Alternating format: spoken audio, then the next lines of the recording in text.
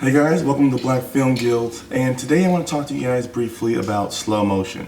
Why, we all kind of have, sometimes we want to use slow motion to create a certain type of effect or to just kind of make accentuate something in our film or in our video. And so what I wanted to do is just talk about how you actually create slow motion in one of your non-linear editors. So the non-linear editor that I usually use is Premiere Pro, so that's what I'm going to probably use in this example. So what you want to do, the first thing you need to do is you need to make sure that you are shooting in a certain frame rate, right? So if you remember in some of the previous videos we talked about, if you want to shoot for a film or video look, you want to shoot at, for video 30 frames per second, for film 24 frames per second.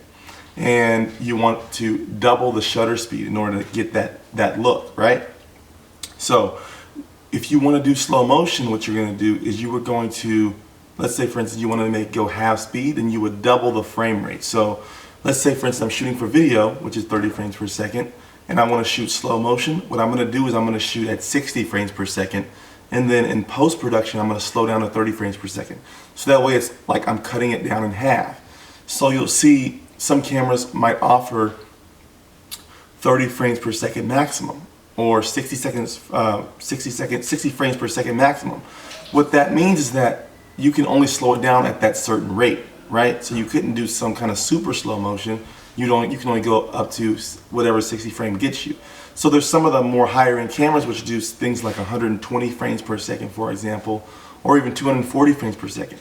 And so you see some of the more expensive cameras, like I think it's called a Phantom, which do very, very, very high frame rates, and they're very, very expensive.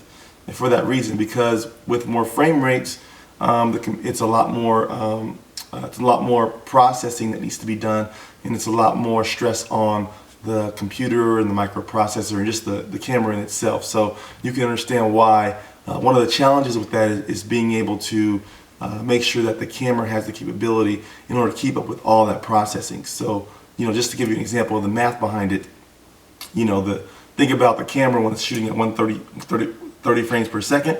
It needs to do it needs to shoot out pretty much a frame every 30 seconds. Now imagine multiplying that by 240 frames a second, or even more, 600 frames per second. You can imagine how that kind of stuff adds up. And so that's pretty much what I want to let you guys know about when you're trying to shoot for slow motion.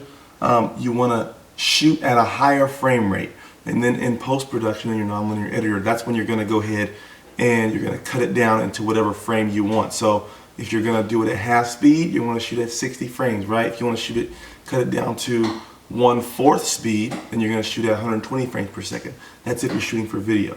So if you have any questions or that confuses you at all, please leave a comment below. I'll be more than happy to answer that, and I hope to see you guys again here very soon.